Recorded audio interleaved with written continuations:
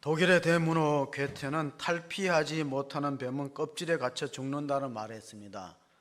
뱀은 1년마다 껍질을 벗는데 어떤 병에 걸렸거나 껍질에 손상이 있으면은 껍질을 잘 벗지 못하고 안에 갇히면 질식해서 죽는다는 겁니다. 그래서 우리가 개혁이란 말을 쓸 때 개자가 고칠 개자입니다. 혁은 가죽 혁자예요. 오늘은 종교개혁이 일어난 지 506주년 되는 해입니다. 개혁이 얼마나 어렵습니까? 어떤 분이 안정 속의 개혁을 얘기하는데 안정 속의 개혁이라는 것은 달리는 자동차 바퀴 갈아 끼우는 것만큼 난해하다. 여러분, 국민연금을 개혁해야 되는데 난항을 거듭하는 이유가 뭡니까? 개혁한다니 쉽지 않다는 거예요. 그래서 요즘에 정치권에서 와이프와 자식 빼고는 다 바꾸는 말이 있는데 이건 정치권에서는 한 얘기가 아니고 우리가 30년 전에 돌아가신 이건희 회장이 프랑크푸르트에 독일이 이제 프랑크푸르트가 가장 큰 공항이 있습니다. 거기에 이제 경영진들 다 모아놓고 한 말이에요. 30년 전에 신경영을 선언하면서 우리가 세계 경제에서 뒤처지지 않으려면은 배우자와 자식 빼고 다 바꿔야 된다. 그렇지 않고는 살아남기 어렵다 그랬어요. 일본에 오래전에 나온 책 가운데 기업에도 수명이 있다는 책이 있어요. 명치유신이 1868년에 일본에 있었는데 명치유신 이후에 500대 기업들을 다 조사해 봤어요. 기업이 얼마만큼 살아남았는가. 평균 수명이 30년이야. 근데 30년 넘는 기업의 특징이 뭐느냐. 제때 이노베이션, 개혁을 했다는 거예요. 구조조정을 하고 미래를 내다보면서 그렇게 대비했다는 거예요. 이노베이션 못하는 기업들은 평균 수명이 30년을 끝났다. 자, 오늘은 우리가 종교개혁 지점 지을 때 가장 중요한 게 뭐냐면은 교회 구호가 초대교회로 돌아가자 하는 구호는 말이에요. 그 초대교회는 어디 있느냐? 사도행전 2장에 나온 게 원형교회예요. 최초의 교회. 마가의 다락방에서 탄생됐던 예루살렘 모교회가 최초의 원형교회예요. 최초의 원형교회는 무엇으로 출발했냐면 성령 충만함으로 출발했어요. 성령 강림함으로. 그래서 베드로가 성령 충만해서 설교했던 본문이 구약 성경의 요엘서 2장을 인용해서 본문으로 해서 설교했어요. 또 하나 시편 16편을 인용했어요. 왜? 다윗이 죽어 무덤에 장사되었지만 예수님은 거룩한 자로 썩음을 당하지 않고 부활하셨다. 그 다윗이 썼던 시편 16편은 다윗의 생애를 예언한 게 아니라 장차 그리스도에 대한 예언이다. 이것을 설교했습니다. 그리고 요엘서 2장에 마지막 때 말세에 내가 모든 영을 너희들에게 육체에 부어주리니 너희 젊은이들은 환상 비전을 보고 늙은이 꿈을 꾸고 이런 놀라운 초자연적인 일들이 일어날 것이다. 그래서 우리가 초대교회의 역사를 보면요, 어떻게 신앙생활을 했는지 오늘 본문이 시작되는 42절, 2장 42절에 보면 이렇게 되어 있습니다. 그들이 사도의 가르침을 받아 서로 교제하고 떡을 떼며 오로지 기도하기를 힘쓰니라. 왜? 기도하다가 성령 받았거든요. 120명이 마가의 다락방에서 기도하다가 성령 받고 불같이 호련히 급하고 강한 바람 같은 소리가 있어서 불에 같이 갈라지는 것이 그 방 안에 가득하게 임해서 지금도 성지 순례를 가게 된다면 마가의 다락방에 사람들이 많이 모입니다. 각국의 젊은이들 또 신앙이 돈독한 사람들이 모여서 찬양하는데요, 정말 우리가 어느 는 달려도 함께 하나님을 찬양하는 그런 아름다운 장면을 제가 목격한 적이 있어요. 여기서 성령이 임해서 초대교회가 시작되었구나. 근데 초대교회가 시작될 때 박해하고 핍박이 있었다는 사실은 우리가 사도행전을 읽어보면서 계속 나옵니다. 또 우리가 사도행전 2장, 사도행전 4장에 보면 그들이 무엇을 증언했냐면 부활을 증언했어. 사람들이 큰 은혜를 받았다는 거예요. 초대교회 메시지 가운데는 십자가와 부활이 빠지지 않았습니다. 사도행전 4장 32절 33절 보시면은 믿는 무리가 한 마음과 한 뜻이 되어 모든 물건을 서로 통용하고 자기 재물을 조금이라도 자기 것이라고 하는 이가 하나도 없더라. 사도들이 큰 권능으로 주 예수의 부활을 증언하니 우리가 큰 은혜를 받았다. 자, 이때 사도들은 예수님의 직계 제자들이기 때문에 부활을 목격한 사람이에요. 자, 우리는 지금의 설교자들은 부활했다는 성경의 증언을 가지고 설교하지만은 초대교회 사도들은 부활을 눈으로 목격한 사람들이 얼마나 생생한 체험을 전했기 때문에 우리가 큰 은혜를 받았다는 거죠. 그런데 이것을 싫어하는 사람들이 있어요.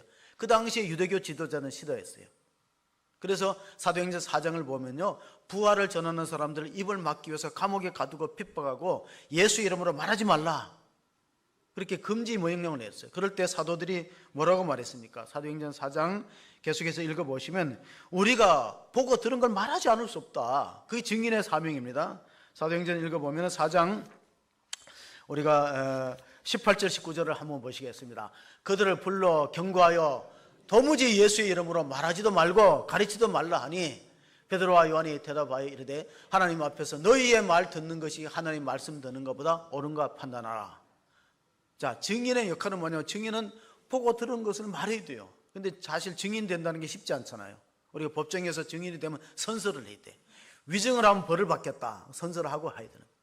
근데 제자들은 담대하게 전했어요. 왜? 예수님의 십자가를 눈으로 목격했고 부활한 사실을 만져보고 체험했기 때문에 우리는 보고 듣는 걸 전하지 않을 수 없다.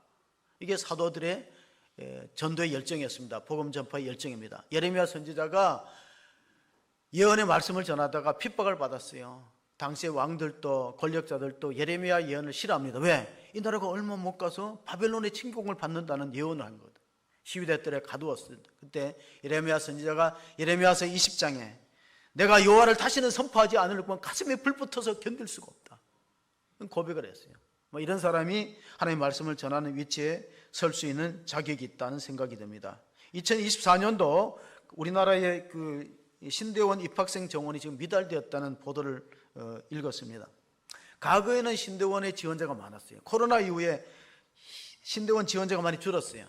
우리 교회는 통합 측이고 동산교회는 합동 측인데 합동 측의 최종 접수가 0.8 입시 경쟁률 또 0.7 이런 데가 유수하고 서울에는 장신대 신대원만 유일하게 1.4대 1이 정원을 넘어서는 유일한 학교고 나머지는 다 미달이에요. 이게 무엇을 말해주냐면요, 신학교에 많이 지원하지 않다는 것은 우리 교회 미래에 대해서 좀 어둡게 부정적으로 보는 코로나 이후의 현상도 있고, 또 하나는 이렇게 되다 보니까 우수한 인재들을 뽑는 일에 상당히 어려움이 있다. 종교개혁이 성공할 수 있었던 이유가 뭐냐면은 그 당시에 개혁을 부르짖던 사람들이 상당히 지성으로나 영성으로나 탁월했던 사람들이 일을 했기 때문에, 주도했기 때문에 성공할 수 있던 요인 중에 하나입니다. 자, 종교개혁은 단순히 신앙적인 분야만 변화를 가져온 게 아니에요. 보세요. 종교개혁으로 말미암아서 그 당시에 영주 아래에 있던 농민들이 혁명을 일으켰어요. 그 농민혁명이 일어났어요. 의식이 깨어나니까. 그리고 사회 전반에, 경제, 사회 전반에 변화를 일으킨 것이 종교개혁, 1517년의 종교개혁 사건이기 때문에 이거는 굉장히 중요한 의미가 있습니다. 어떻게 보면 중세 천년의 어두운 잠을 깨우고 사회가 개혁되는데, 근대화로 가는 데에 루터의 공헌이 참으로 크다. 마틴 루터가 1517년에 10월 31일 날 비텐베르크 대학 성당문에다 95개 논조를 붙이면서 가톨릭에 대해서 정말 이 가톨릭 면죄부가 성경적이냐 한번 토론하자는 것으로 시작됐습니다. 오늘 우리가 초대교회에 보면 서로 교제하고 유무상통의 공동체가 되었다. 경제 공동체가 되고 서로 필요를 각자에 따라 나누어졌다. 이제 이 사도행전 2장을 본떠서 만든 것이 사회주의 공산주의입니다. 근데 거기가 왜 실패하냐면 하나님이 없거든. 말씀이 없거든요. 그러다 보니까 타락되고 위선으로 흐를 수밖에 없습니다. 제가 지난 설교 때 영국에는 고독부가 있다. 우리나라 여가부가 있듯이 고독부가 있다 그랬는데, 여러분, 사람이 건전한 공동체에 소속되지 못하고 함께 더불어 신앙생활을 하지 않는 외로움에 빠져 있으면요, 담배 15개 피만큼의 해독이 있다는 보도가 있어요. 건강 전문 잡지에. 그 외로움이 그만큼 나쁘다는 거예요. 그러니까 우리가 더불어서 함께 하나님을 찬미하고 말씀 듣고 예배하는 공동체가 있다는 얼마나 큰 대한 공동체인가, 고독에 대한 대한 공동체가 교회라는 걸 사람들이 몰라요. 그러니까 교회를 안 나오고 혼자 노년에 쓸쓸하게 있으면은 하루 15개 피 담배를 피우는 만큼 건강에 해를 끼친다는 사실을 기억한다면은 우리가 정말 신앙생활을 어떻게 해야 될 것이냐. 초대교회가 베드로의 설교에 의해서요 3,000명이 회개해서 그 세례받았어요. 5,000명이 회개하고 세례받았어요. 그리고 일꾼을 뽑았어요. 교회가 부흥되니까 자연스럽게 일꾼을 뽑아서 초대교회는 안수집사 7분을 뽑았어요. 그리고 나서 허다한 제사장의 무리도 이 도에 복종한다. 사도행전 6장 7절에 뭐냐, 교회가 말씀이 살아있고 성장하기 시작하니까 허다한 제사장의 무리가 이 도에 복종한다는 건 뭐냐면 유대교의 제사장이 기독교를 개종했다는 얘기입니다. 오늘날로 말하면 스님이 교인이 됐다는 거예요. 여러분, 스님 교인 되기 쉬워요, 어려워요? 어려워요. 근데 유대교의 제사장이면은 유대교의 지도자가 성도가 된 거예요. 그리스도인이 된 거예요. 허다한 제사장의 무리도 이도에 복종한다. 사도행전 6장 7절에 기록된 거니까 한번 찾아보시기 바랍니다. 그래서 교회가 폭발적인 성장을 하다 보니까 나중에 어떻게 됐습니까? 이게 천년쯤 되다 보니까 교회가 제도에 매이고 관습과 전통이 하나님 말씀보다 우선순위가 되고 잘못된 그릇된 방향으로 가기 때문에 개혁하자고 외치는 거예요. 근데 개혁운동이 루터 이전에도 있었다는 사실을 아셔야 됩니다. 하나님은 지성과 영성과 경건한 사람을 통해서 교회를 새롭게 하려는 그런 운동들이 있었습니다. 그래서 기도의 책을 많이 썼던 E.M. 바운즈는 하나님의 방법은 사람이다. 사람은 프로그램이나 방법을 찾지만 하나님은 사람을 찾고, 하나님이 쓰실 만한 사람을 찾고 있다고 밝힌 바 있는데, 그 중에 하나가 우리가 알 수 있는 것이 이래 체코에 가면 프라하라는 도시가 있어요. 프라하 도시에 야누스라는 그 프라하 대학교 총장까지 하신 경건한 사람이 개혁운동을 일으켰어요. 루터 이전에 100년 전에. 근데 결국은 화형을 당하고 맙니다. 거짓된 사람들, 불의한 사람들은 득세를 하는 시대에 의롭고 바른 소리 하는 사람들이 견딜 수 없었던 어려움들이 있었는데, 우리가 초대교회는 여러 가지 기사와 이적이 나타났는데, 오늘 읽었던 말씀 초대교회 신앙생활에는 사도행전 2장의 43절부터 본문을 보시면은 사람마다 두려워하는데 사도들로 말미암아 기사와 표적이 많이 나타나니 믿는 사람이 다 함께 있어 모든 물건을 서로 통용하고 또 재산과 소유를 팔아 각 사람의 필요를 따라 나누어주며 날마다 마음을 같이하여 성전에 모이려 힘쓰고 집에서 떡을 떼며 기쁨과 순전한 마음으로 음식을 먹고 하나님을 찬미하며 또 온 백성에게 칭송을 받으니 주께서 구원받는 사람을 날마다 더하게 하시니라. 자, 우리는 코로나로 인해서 어려운 시절을 3년간 경험했는데, 초대교회는요 여러 가지 온역과 장티부스라든가 이런 콜레라는 전염병, 또 중세에는 페스트가 휩쓸어서 유럽의 많은 인구들이 죽었습니다. 그런데 그때 교인들이 어떤 역할을 했는가? 이 시대에 사람들이 왜 백성들에게 칭송을 받았냐면은 전염병이 돌아갔고 죽으면 가족들이 외면합니다. 그런데 교인들이 나가서 병간을 해주고 또 장례도 치러줬어요. 단순히 복음만 전한 게 아니라 선한 행동을 통해서 그 사람들, 이웃 사람 칭찬받았다는, 칭찬받으니까 교회가 칭찬받으면 부흥되는 거예요. 교회가 소문이 나쁘게 나면은요, 그러니까 예를 들어서 어떤 교회가 서로 싸운데 패가 갈라졌대, 그러면 사람들이 그 교회 등록 안 하려고 그럽니다. 안 그래도 살기 힘드는데 내가 거기 뭐하러 가담하겠느냐, 기피해요. 그러니까 좋은 소문 나보세요. 교회 학교 아이들 잘 가르친다, 말씀이 살아있다, 찬양이 은혜롭다, 좋은 교회가 화평하고 참 성도들이 사랑이 넘치다, 좋은 소문 나는 교회, 호숭한 교회가 될 수 있기를 바랍니다. 그러면 소문이 나서 사람들이 찾아와서 등록할 수 있는. 그래서 지금 세계 인구를 보면요, 우리가 세계 인구가 얼마나 75억이 넘죠. 그런데 세계 인구 증가율은 매년 1%예요. 그러면 70억에, 제가 질문을 던져보겠습니다. 70억의 인구가 1% 증가하면 얼마가 증가된 거죠? 예? 70억의 1%면 얼마가 증가되죠? 100분의 1이면? 예. 이렇게 계산을 못하면 사업을 하기가 어려워요. 계산을 빨리빨리 해야지. 70억이 1%면 7천만 아닙니까? 예. 자, 세계 인구 증가율은 매년 1%인데 놀라운 건 기독교인의 증가율은 2%예요. 매년. 그러니까 1억 4천이 되는 거예요. 그러니까 우리나라가 이제 그렇지 전 세계를 보면 기독교인이 증가돼요. 또 모슬림도 증가돼요. 모슬림. 자, 지금 팔레스타인 분쟁 때문에 세계 이목이 쏠려 있는데, 그 팔레스타인 가운데 하마스는 시아파에 속합니다. 시아파. 자, 이 모슬람 교도들은 수니파하고 시아파가 있는데 어떻게 구별하는가? 머리에 터번을 써갖고 앞에 시커멓게 툭 튀어나온 사람들은 사나운 시아파들이요. 시아파는 전체 15%고 주로 이란에 본거지를 두고 있어요. 이란이 시아파의 본거지가. 나머지 분포들을 보면 되게 수니파입니다. 팔레스타인 해방기구라든가 피에로는 이런, 다시 말하면 그 요르단 서한 지역에 있는 사람들은 되게 그 수니파들이고, 지금 가자 지구에 있는 사람들은 되게 또 시아파 교도들인데, 그러니까 사나운 15%가 문제예요. 나머지 85%는 사람들이 순한 사람들이야. 수니파 사람은 순한 사람이에요.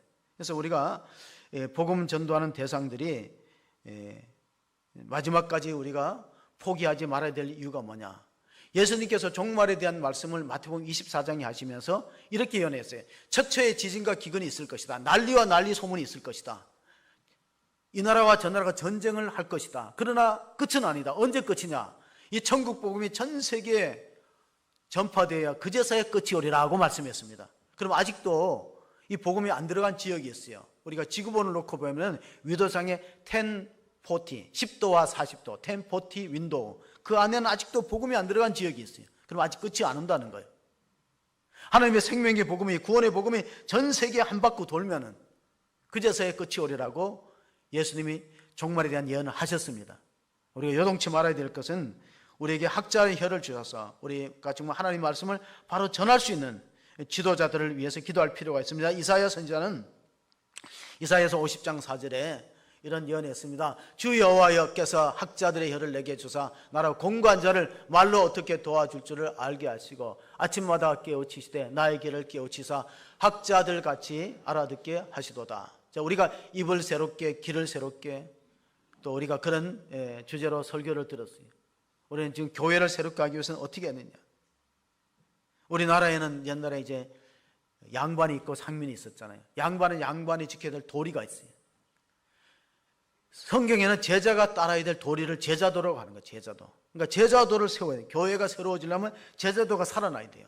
옛날에는 선비도가 있었는데 선비의 특징이 뭐냐. 선비의 특징은 세 가지의 특징이 있는데 첫째, 학문적 기질이 있어요. 학자적 기질. 그러니까 모두가 선비가 되는 것이 아니라 구도의 정신을 가지고 진리를 탐구하는, 마치 우리가 공자가 조문도 석가사이, 아침에 도를 들으면 저녁에 죽어도 한이 없다, 이런 열정, 학자적인 열정이 있어야 돼요. 두 번째는 예술가적인 기질이 있어요. 우리가 설교 후에 찬송이 585장인데 1529년도에 마틴 루터가 작사 작곡한 찬송가요. 내주는 강한 성이요 방패가 병기 되시. 그러니까 음악적인 재능이 있어요. 음악과 그림의 조예가 있었다. 예술적인 기질, 학자적 기질. 세 번째는 지사적인 기질이 있어요. 선비가 되려면 불의를 보면 참지 못하고 떨치고 일어나야 돼요. 그래서 우리가 개신교를 뭐라고 부르냐면 가톨릭에 대항했다 그래서 프로테스탄트라고 불러요.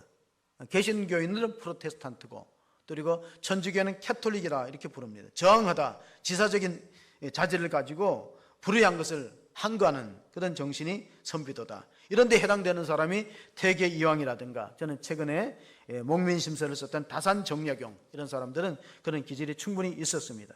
자, 종교개혁을 거슬러 올라가면 마틴 루터가 개혁을 외치기 100년 전에 체코의 프라하에서 얀 후스, 얀이라는 건 요한이란 뜻이고 후스라는 것은 영어의 구스란 뜻입니다. 이 사람 최고의 지성과 영성을 갖추고 프라하 대학에 총장까지 지내서 면접 후에 비성경적을 지적했어요. 루터 이전에. 근데 그걸 싫어하는 거예요. 지도자들이 싫어해서 더 이상 설교하지 말라, 설교 금지를 시켰는데 그가 베들레헴 채플에서 계속 설교하는 장면을 제가 그림으로 봤어요. 알폰수 무아라는 사람은 이 체코가 나온 세계적인 화가예요. 피카소가 있다면 알폰수 무아가 있어요. 제가 몇 주 전에 가서 그림 전시한 걸 봤어요. 근데 거기에 베들레헴 채플에서 얀누스가 설교하는 걸 그림으로 그려놨더라고. 근데 여러 가지 그림 중에 딱 하나 있어서 금방 지나갔는데, 그는 결국은 자기의 주장을 철회하지 않고 계속 학교 강단에서 설교하고, 설교를 금지시켰는데 했다고 해갖고 화형을 당합니다.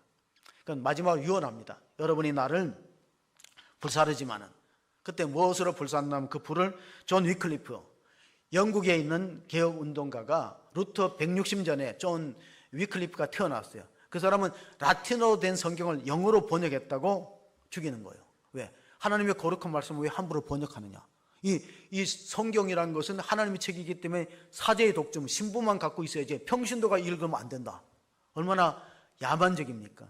뭐 그때만 해도 중세는 미신이 얼마나 많았냐면 사람들이 성상을 숭배하고 말씀을 제대로 듣지 못한 채 신앙생활을 하는데, 이걸 깨우치기 위해서, 눈을 뜨기 위해서 존 위클리프가 라틴어로 된 성경을 영어로 번역했다고 죽이는 거예요. 그리고 나중에 또 시체를 파는 부관 참신했어요. 그래서 그 위클리프 성경 가지고 불을 질러갖고 얀누스를, 왜? 위클리프의 영향을 받았거든요, 얀누스가. 그래서 체코에서 종교개혁을 일으켰기 때문에 결국 화형을 당합니다. 그때 유언이 뭐냐? 여러분이 오늘 한 마리의 거위를 태우지만, 얀 휴스의 휴스가 영어로 구스라니까요. 우리가 파카 겨울철에 구스 거위털 입듯이, 여러분은 오늘 한 마리의 거위를 태우지만 100년 후에는 백조가 나타날 건데 그건 어쩌지 못할 것이다. 그 백조가 누구예요? 100년에 나타난 루터를 예언한 거예요. 루터가 100년 후에 한 마리의 백조가 나타나면 그때는 그를 어쩌지 못할 것이다 그랬어요. 그래서 100년 후에 드디어 이제 마틴 루터가 독일의 아이슬레반이라는 도시에 태어납니다. 아이슬레반은 아버지가 그 강부의 둘째 아들로 태어나요. 그래서 아버지는 이제 자식들이 루터가 공부를 잘하니까 법대를 나오기를 보내서 법대를 보냈어요. 법대에 가서 이제 석사학위까지 받은 것 같아요. 법학 석사까지 받고 방학 때 이제 여름 방학 때 집에 돌아와서 다시 이제 학교로 돌아가는 길에 친구랑 가다가 여름철에 소나기와 낙뢰가 떨어져서 친구가 낙뢰에 죽었다는 것을 기록하고 있어요.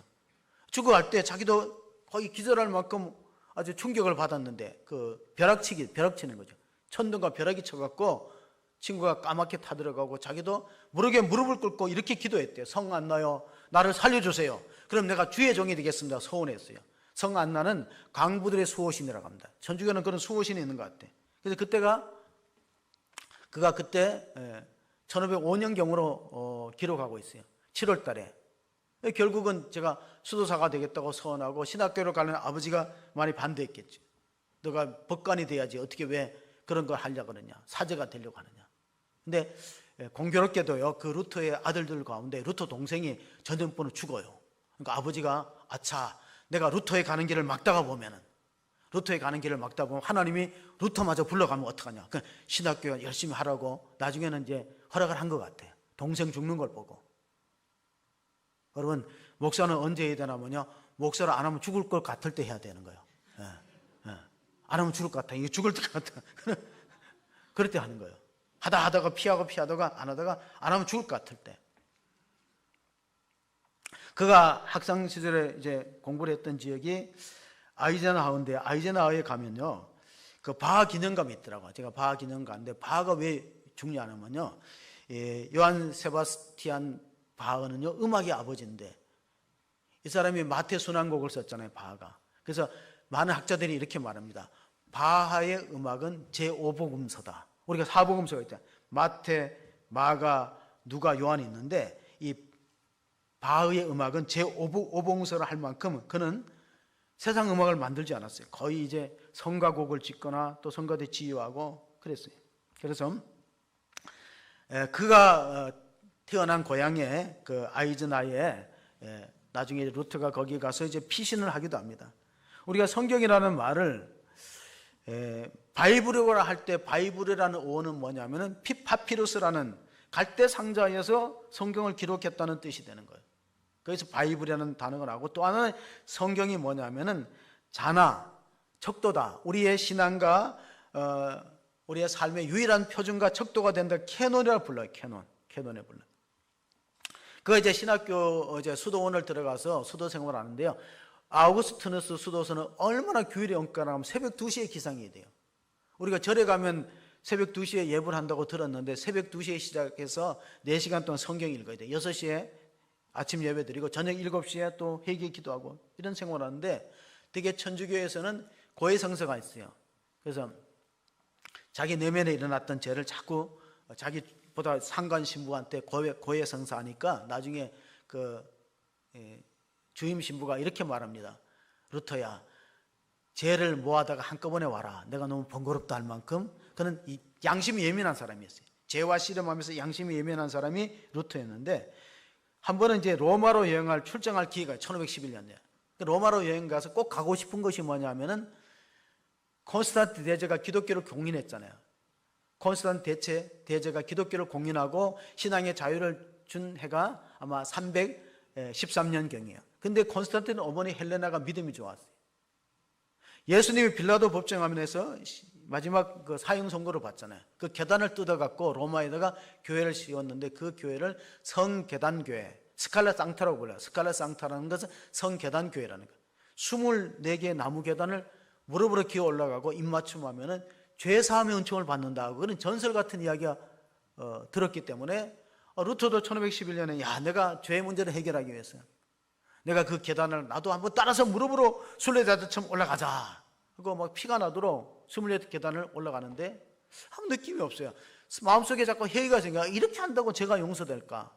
그러다가 머리에 섬광처럼 스치는 성경 말씀이 종교개혁을 일으키는 모티브가 된 성경입니다. 로마서 1장 16절 17절 말씀이 딱 드러나는 거예요. 지금 17절 읽어보겠습니다. 같이 읽습니다. 내가 복음을 부끄러워하지 아니하노니 이 복음은 모든 믿는 자에게 구원을 주시는 하나님의 능력이 됨이라. 먼저는 유대인에게요 그리고 헬라인에게로다. 복음에는 하나님의 의가 나타나서 믿음으로 믿음에 이르게 하느니 기록된 바 오직 의인은 믿음으로 말미암아 살리라 함과 같으니라. 아, 그렇구나. 복음의 하나님의 말씀은 우리가 믿음으로 구원받고 십자가를 의지함으로 구원받지 이렇게 고행을 하거나 금욕 생활을 하거나 어떤 선행과 공로가 구원의 조건이 되지 않는다 하는 사실을 발견하게 된 거예요. 사실 그런 것들은 이미 아마 얀 휴스도 주장한 바가 있습니다.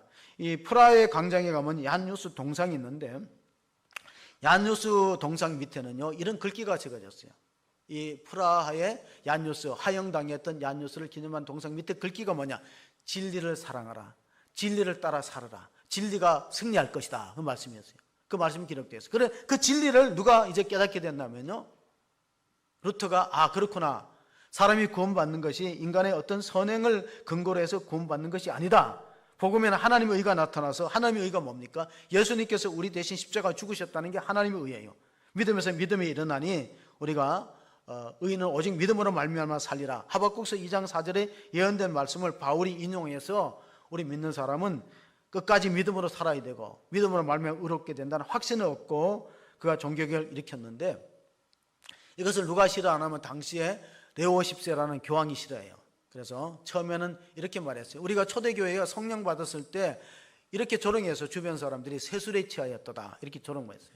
그러니까 레오 10세가 처음에는 마틴 루터가 한 젊은 수도사가 개혁을 외치니까 가소평가하고 이렇게 말했어요. 저 술 취한 독일인이 술 깨면 자기 주장을 철회할 것이다 이렇게 논평을 했어요. 자, 술 취한 독일인이 술 깨면 자기 주장을 철회할 것이다. 철없어서 저렇게 주장하지 개혁이란 게 그렇게 쉬운 일이 아니다 하고 반관하다가 계속해서 루터가 자기 주장을 많은 사람들이 퍼뜨렸는데 그 퍼뜨리게 된 동기가 뭐냐면 쿠덴베르크가 금속활자를 만들었어요. 우리나라는 세계에서 가장 우수한 민족으로 꼽히는 것 중에 하나가 우리가 쿠덴베르크, 독일의 쿠덴베르크가 금속활자를 만들기 전에 벌써 우리가 불경을 찍어냈어요. 직지심경이라는 고려시대 불경을 찍어냈어요. 우리가 대단한 민족이죠. 그래 세계 문화유산 기록에 유네스코에 우리 금속활자가 등재되어 있듯이 이 루터의 주장에 대해서 많은 사람이 공감할 수 있었던 것은 바로 그가 그 시대적으로 금속활자에 의해서 그 루터의 주장을 막 이렇게 찍어내는 거예요. 그래 결국은 소환장을 보냅니다. 1520년도에 너의 주장을 처리 안 하면 파문할 것이다. 파문은 뭡니까? 그 사제직에서 쫓겨나는 게 파문이에요. 파문할 거라는 걸 했는데 그때 루터는 비텐베르크 대학교에서 신학 교수였거든요. 수도사이었지만 신학 교수였기 때문에 학생들한테 로마서와 시편을 강의하고 가르쳤는데 학생들 데리고 가서 그 교황의 교서를 불태워버립니다. 찢어버리고 불태워버려요. 그리고 이건 뭐냐? 건널 수 없는 강을 걷는 거예요. 이제 더 이상 돌이킬 수 없는 거예요. 그래서 이듬해에 소환장이 떨어지는데 보름스 국제회장으로 오라 그랬어요. 청문회 하자는 거죠. 보름스 국회의장. 그렇기 때문에 누가 했냐면 그때 카를 5세가 황제입니다. 그때는 황제와 교황의 권력이 가장 셌어요. 황제와 교황이. 그래 이제 카를 5세가 소집해갖고 마지막으로 물어봅니다. 너의 95개 논조를 철회하면 살려주고 안 그러면 중세 얼마나 무서워요. 중세는 종교재판은 사형이에요. 마녀 사냥하면 불태워 죽이고 그런 것이 중세시대예요. 그러나 이제 너의 주량을 처리 안 하면 이제 사형을 언도할 수밖에 없다. 그러니까 카를 5세도 살려주려고 좀 생각을 했겠죠. 근데 루터는 이렇게 말합니다. 내가 하나님의 말씀에 비추어서 내 양심에 어긋난 말을 할 수 없다. 내가 이 주장을 처리한다는 것은 내 양심을 어기는 거고 신앙 양심을 어기는 거고 하나님의 말씀한 대로 내가 하나님의 말씀을 따라서 이것을 말하기 때문에 처리할 수 없다. 하나님 나를 도와주셔서 내가 여기 서냐이다. 그 영문으로 된 기록이 이제 루터의 도시에 가면 있습니다. 그러니까 비텐베르크를 독일의 비텐베르크를 루터의 도시라고 해요. 거기 가면 그런 기록들이 있는데 보름스 국회의장에서 결국은 그가 이제 죽을 수밖에 없는데 그 당시는 법이 얼마나 무섭냐면요. 수녀원에서 수녀가 탈출하잖아요. 그럼 수녀를 탈출한 사람을 감춰주거나 그런 사람은 사형시킵니다. 수녀원에 들어가면 못 나오는 거예요. 그리고 재산 몰수예요. 자, 루터가 파문을 당하고 버름스 국제회장에서 사형 판결을 받았는데 누군가가 루터를 피난시켜주거나 은닉시켜주거나 하면 재산 압수되고 사형당하는데 그걸 누가 했냐면은 그 아이젠하우라는 도시 꼭대기 올라가면 400m 되는 바르크부르크 성이 있어요. 한번 보시면은 이렇게 높게 지어진 성이 있어요. 바르트 부르크라는 성이에요. 바르트라는 건 저기 천년 요새와 같아요. 저기다가 이제 납치해서 감금하는데 그 작센주의 영주였던 프리드리 3세가 루터를 아낍니다. 그래갖고 이대로 가면 이 사람은 테러에 의해서 죽을 거다. 그러니까 자기 밑에 사람들을 시켜가지고 루터를 납치해갖고 청에다 감금해버렸어요. 사람들한테 죽은 것처럼 하고 저기서 한 10개월 동안 운동 생활을 했다가 그래 저걸 이제 루터의 반모섬이라고 루터의 반모섬이었는데 그 옆에 방이 루터가 라틴어로 된 신학성경을 독일어로 번역했던 방입니다. 저기 앉아갖고 얼마나 열심히 번역했냐면 70주 만에 성경을 다 번역했어요.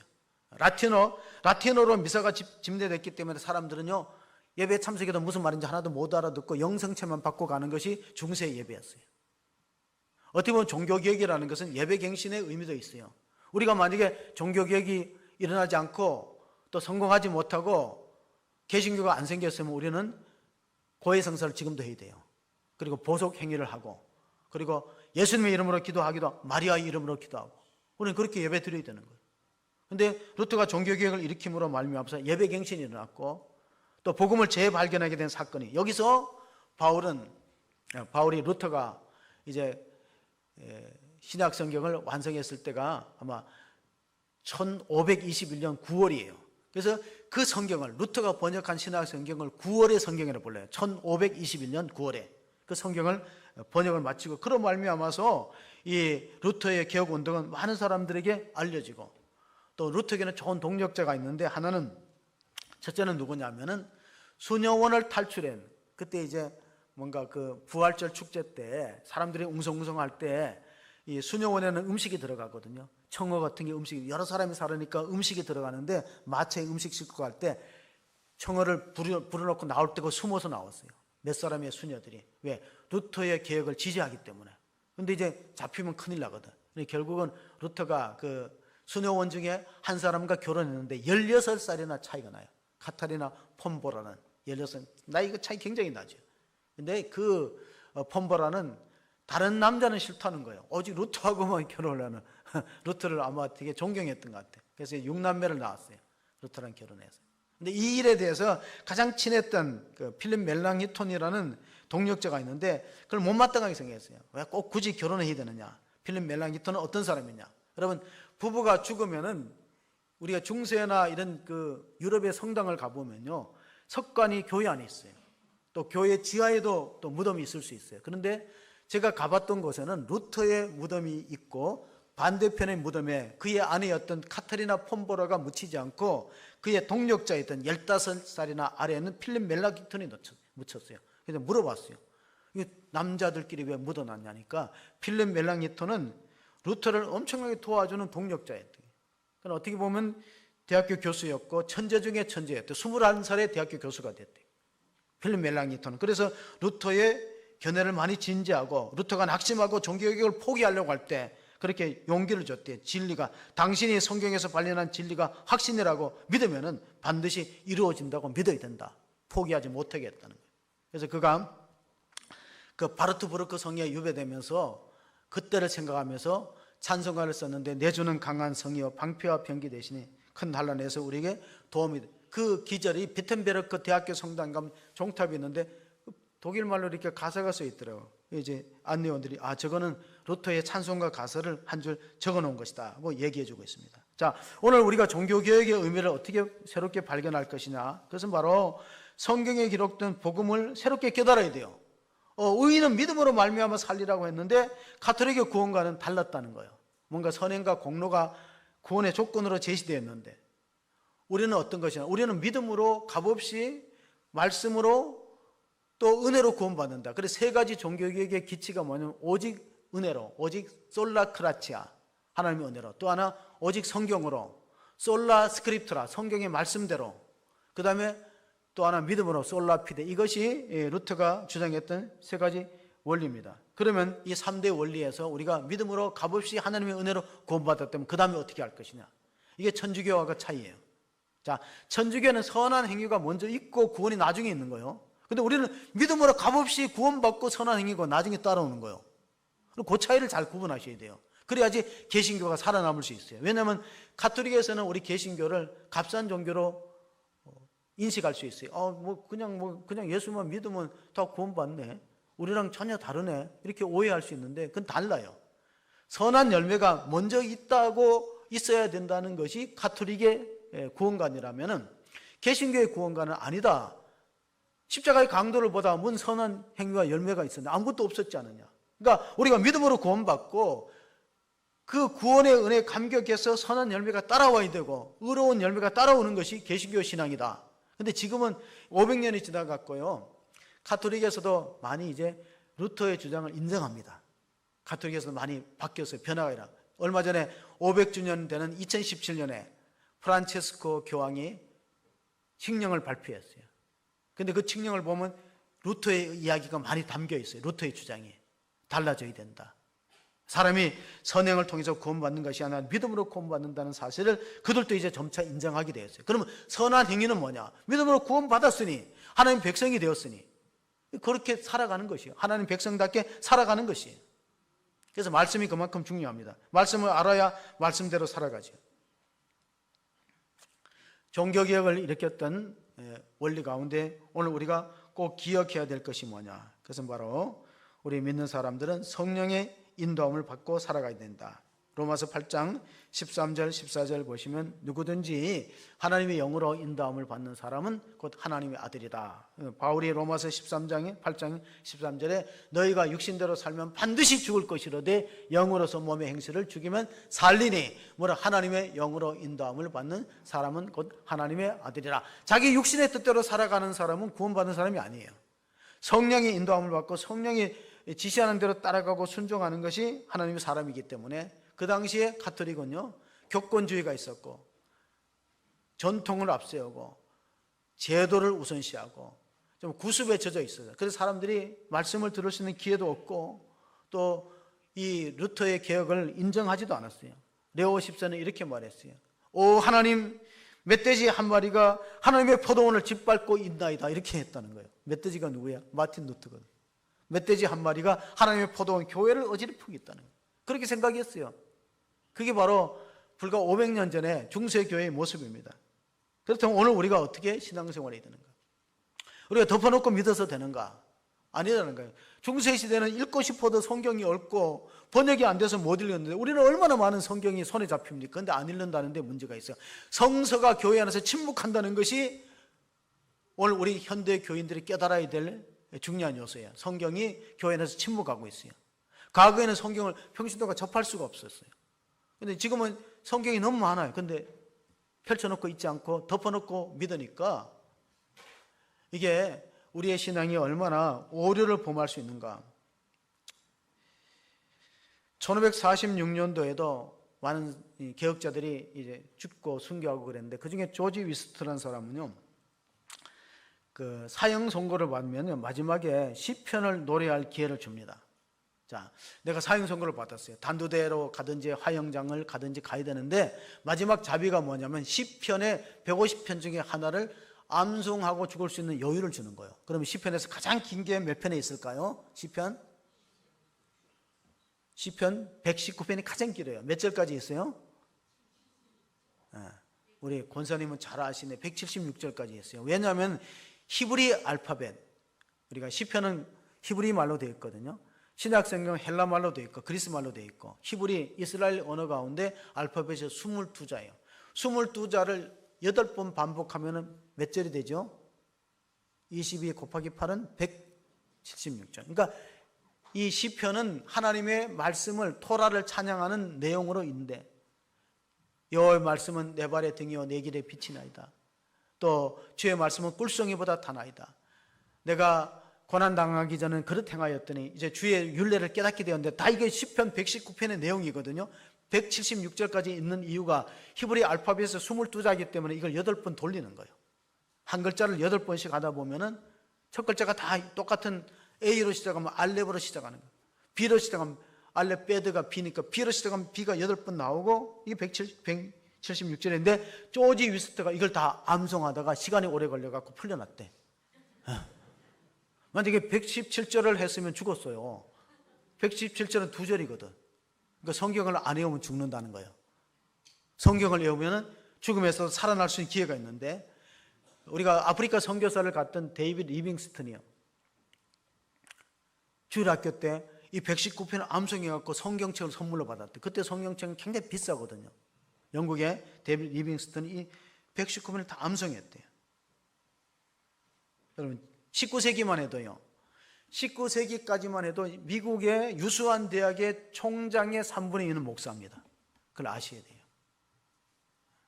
그러니까 종교개혁에 성공할 수 있었던 가장 원인은 사회적인 여건도 다 있지만 개혁을 주장하는 사람들이 상당히 자질이 뛰어났던 거예요. 만약에 지금 정치권에서 개혁을 부르지도 안 되는 이유가 뭐냐면 개혁을 외치는 사람이 개혁의 대상이니까 이게 어려워져 안 되는 거예요. 그러니까 개혁을 주도했던 사람들이 상당히 지성과 영성과 경건이 있었다는 게 하나의 원인이고, 또 하나 제가 이제 2024년도 목회를 고정하면서 2권의 책을 서점에서 구입했는데요. 시대의 흐름을 알고 있는 교회는 살아남는다. 2050년 한국교회 다시 일어선다. 그리고 한국교회 트렌드 2024년에 보면 시대의 흐름을 아는 교회는 살아남고 시대의 흐름을 모르는 교회는 도태된다는 내용인데, 이 2050년 한국교회 다시 일어선다를 쓴 최윤식 박사는요, 삼성의 미래로 썼어요. 삼성의 미래. 이 책을 썼는데 이번 우리나라에서 유일한 미래학자인데 그분이 맞춘 게 있어요. 2008년도에 금융위기도 맞췄고, 지금 중국과 미국이 경제 전쟁을 할 것이다, 패권주의로 경제 전쟁을 할 것이다, 이런 것 다 최윤식 박사가 예언한 내용들이 적중하기 때문에 사람들이 눈여겨봅니다. 오늘 우리는 교회를 어떻게 생각하게 됐냐? 여러분, 칼빈은 교회를 이렇게 정의해요. 교회가 어떤 거냐? 참교회가. 좀 우리가 교회를 새롭게 하는데 교회가 뭐냐? 하나님의 말씀이 성서대로 선포되고 주님이 제정하신 세례와 성찬이 집행되면 참교회가 있다 그랬어요. 3가지가 있어야 돼요. 자, 하나님 말씀이 그대로 선포되고, 그리고 세례와 성만찬이 주님이 제정하신 대로 이행되는 곳에 참교회가 있고, 하나님을 아버지로 고백하는 자는 교회를 어머니로 받들어야 된다. 그게 칼빈의 주장이에요. 하나님을 아버지로 고백하는 사람은 교회를 어머니로 받들어야 된다. 교회는 어떻게 생겼는가? 에베소서, 우리가 끝으로 에베소서 5장 25절, 26절, 27절을 보면요, 남편들아 아내 사랑하기를 그리스도께서 교회를 사랑하시고 그 교회를 위하여 자신을 주신 것 같이 하라. 이는 곧 물로 씻어 말씀으로 깨끗하게 하사 거룩하게 하시고 자기 앞에 영광스러운 교회로 세우사 티나 주림 잡힌 것이나 이런 것들이 없이 거룩하고 흠이 없게 하심이라. 자, 교회는 예수님의 피값으로 세워진 공동체이기 때문에 마치 남편이 아내를 위해서 자신을 내어주고 사랑했던 것처럼 우리가 교회를 섬기고 사랑하지 않으면 교회가 새로워질 수 없다는 사실을 기억하면서 우리는 복음을 위해서 예수님께서 제자들에게 주신 말씀을 기억할 필요가 있습니다. 어떻게 우리가 교회는 어떤 것이나, 우리는 성도들은요, 루트가 주장한 것 중에 만인 제사장이 있어요. 만인 제사장이면 너는 왕 같은 제사장이다. 우리가 하나님의 성령의 인도함을 받는 성도가 되고, 또 하나님의 말씀에 사로잡혀서 다른 모습으로 다른 가치관으로 사는 걸 세상에 보여줘야 교회 희망이 있다는 거예요. 그래서 왕 같은 제사장, 우리 아이들이 세상에서 왕따 당하는 걸 두려워합니다. 그런데 교인은 왕따 당하는 걸 두려워하지 않아야 돼요. 왜? 왕은 따로 논다는 생각을 가지고, 베드로전서 2장 9절에 보면 너희는 왕 같은 제사장이 그의 소유된 백성이여 거룩한 나라라고 했습니다. 이 복음을 재발견하고 복음대로 살아가기 위해서는 때로는 희생이 필요합니다. 마가복음 8장 35절 36절에 보면 예수님께서 하신 말씀입니다. 누구든지 자기 목숨을 구원하자 하면 잃을 것이요, 누구든지 나와 복음을 위하여 자기 목숨을 잃으면 구원하리라. 사람이 만일 온 천하를 얻고도 자기 목숨을 잃으면 무엇이 유익하리요? 자, 우리는 복음을 믿어서 의로워졌으면 복음대로 살아야 되는 거예요. 그리고 복음을 전해 생명을 살리는 것이 교회의 사명이다. 바울은 골로새 교인들에게 나는 복음의 일꾼이 됐다. 우리가 교회의 일꾼을 뛰어넘어서 복음의 일꾼이 되어서 정말 이 시대에 안 믿는 사람에게 우리가 정말 변화된 모습을 보이고 성령의 인도함을 따라가고 말씀에 매어서 살아간다면 말씀 충만, 성령 충만이 한국교회가 종교개혁을 통해서 살아날 수 있는 유일한 길이라는 것은 우리가 마음속에 새기면서 우리는 교회 일꾼을 넘어서 복음의 일꾼으로 믿음으로 우러워졌다면 의의 열매가 가득한 성도로서 칭송받고 구원받는 자가 날마다 더는 축복이 이 재단에 있기를 주의 이름으로 축원합니다. 아멘. 하나님 아버지 감사합니다.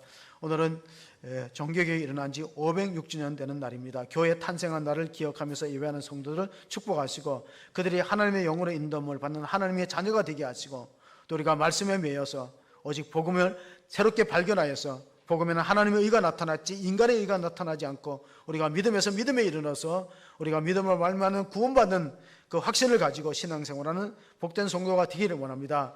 이제 교회 일꾼을 넘어서 복음의 일꾼으로 쓰임받게 하시고 의의 열매가 가득하여 칭송받고 날마다 구원받는 자가 더하는 그런 아름다운 생명이 넘치는 호숭한 교회 되어지기를 원하옵고 우리 구주 예수 그리스도의 이름으로 간절히 기도하옵나이다. 아멘.